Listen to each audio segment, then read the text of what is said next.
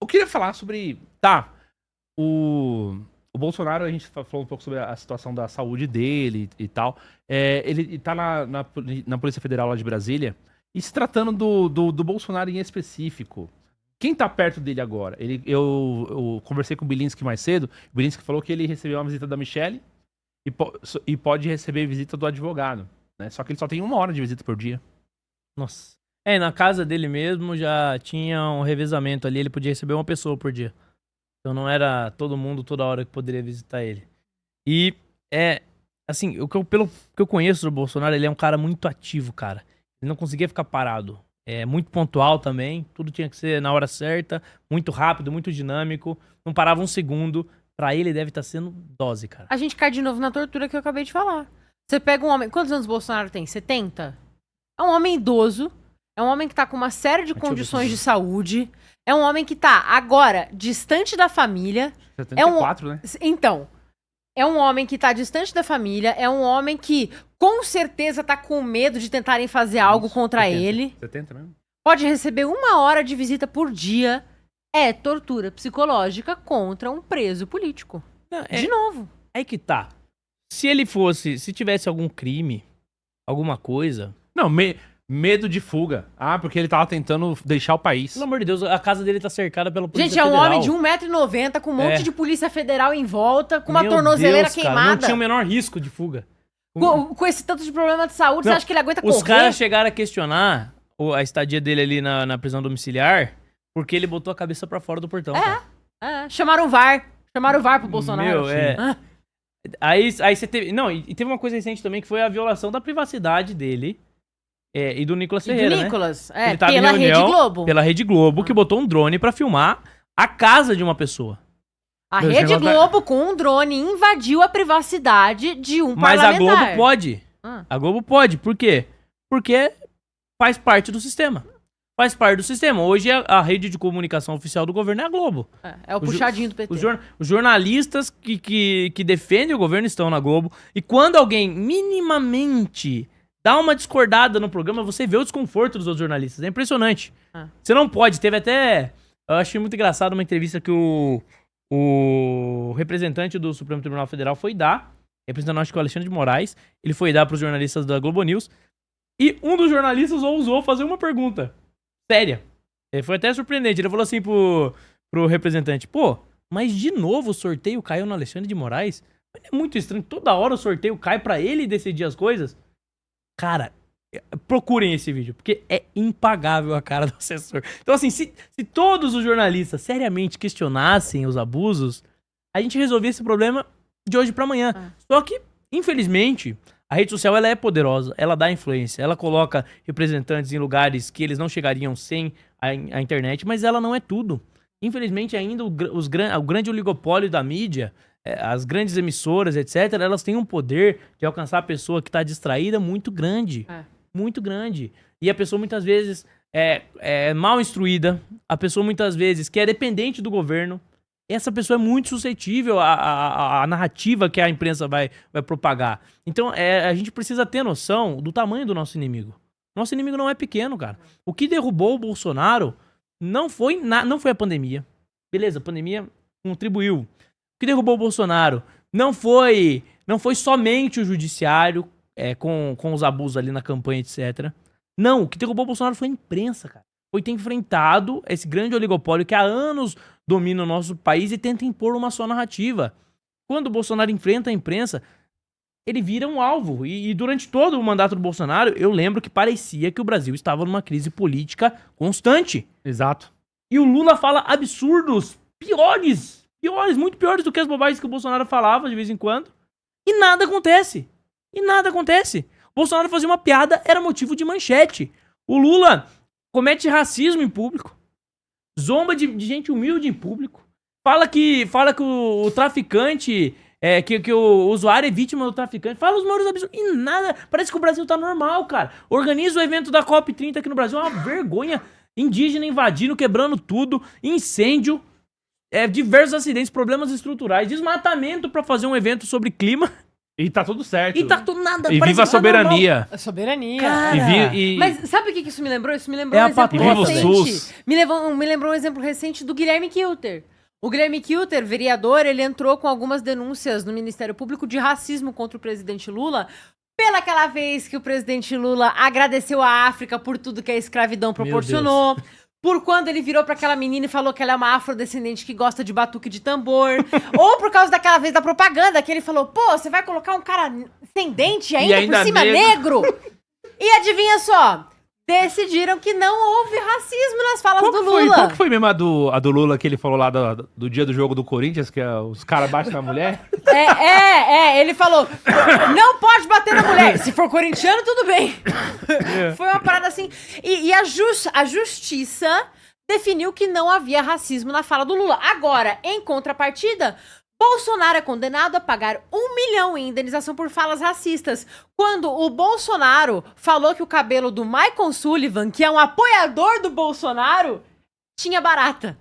Ele fez uma piada com o cabelo de um menino que era amigo íntimo dele. E não foi o menino que denunciou ele. O menino não processou ele. O menino falou, eu não quero, gente, não aconteceu nada. Bolsonaro é inocente, ele não é racista, ele não me ofendeu, não aconteceu nada, tá tudo bem. E mesmo assim, a justiça... Danos morais coletivos. Exatamente, danos morais coletivos. Esse dinheiro vai pra quem? Vai pro Michael Sullivan? Não vai. O MPF é foda, velho. Então, mas aí você tem...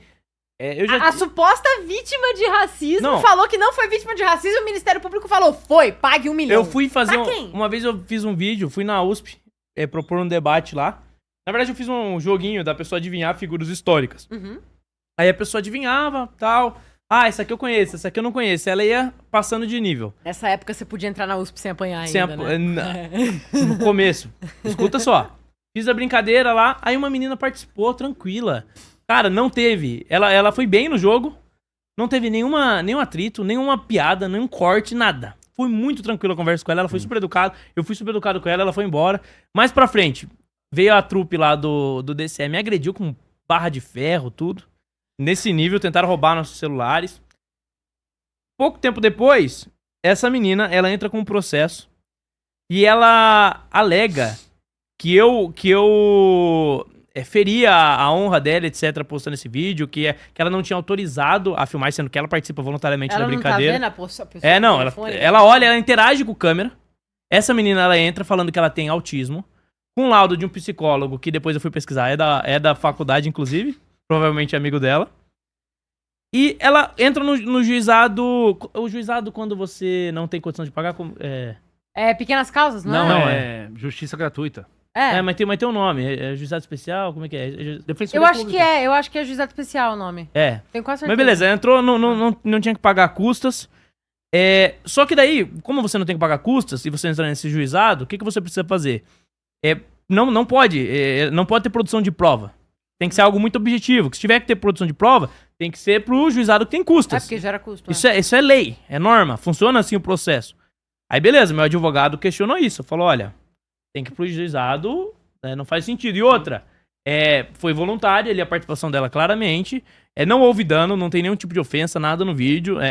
Não faz sentido. E a prova dela é inválida, esse laudo dela aí é inválido. Pô, se eu pegar um amigo meu e o meu amigo der o laudo de que eu tenho um problema, não vale nada como prova. É uma prova parcial, a prova tem que ser imparcial. Tem que ir pro juizado correto pra gente fazer produção de provas. O que a justiça fez? A juíza falou, não, beleza, eu concordo que não tem como saber o grau do dano, mas houve dano sim e eu te condeno em 5 mil reais.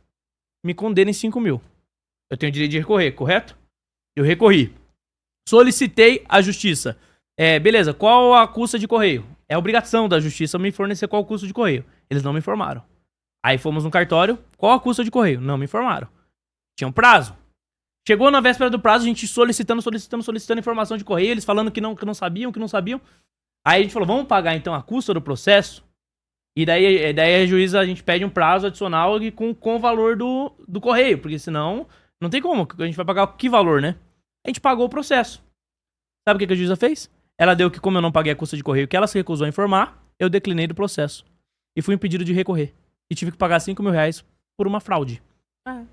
É a síndrome do pequeno poder, né? Vai me dizer que isso não é perseguição. É a síndrome do pequeno poder. Se Isso o mais não- alto cargo Eu jurídico... denunciei a juíza no CNJ, porque isso pra mim é flagrantemente abuso de poder. É abuso de poder. E daí, eu duvido que vai acontecer alguma coisa. Sabe por quê? Porque existe um corporativismo muito forte, cara. Então até mesmo alguém que talvez discorde da postura da juíza, por medo de algum momento sofrer um tipo de processo como esse no CNJ, vai ficar do lado da juíza. Ou às Aí vezes beleza, é até legal. conhece ela, É legal estudou quando é o pavanato, junto. né? É legal quando é o pavanato tendo seus direitos violados. Agora, é o que eu falei, é o precedente, cara. É o precedente. Você não tem segurança jurídica no Brasil. Você não pode fazer uma coisa séria. E outra, esses processos de vídeo, assim, eu ganho todos. Por quê? Porque é normal, pô. A pessoa quer participar de um vídeo, ela vai aparecer, ela escolheu participar do vídeo. Mas nesse caso, por que eu perdi? Porque a juíza era militante e não me permitiu recorrer. E a menina era autista. Ah, era. É, tá O bom. autismo é a nova Não, depressão, esse negócio né? de Todo mundo autismo, eu fico até quieto, porque hoje em dia tudo é processo, né?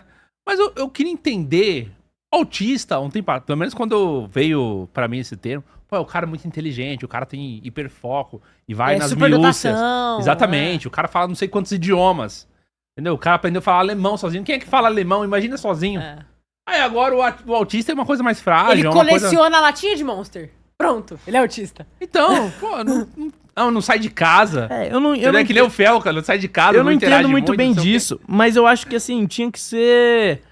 O mínimo que você tem que esperar de um laudo dentro de um processo é que ele seja imparcial, né, cara? Ah.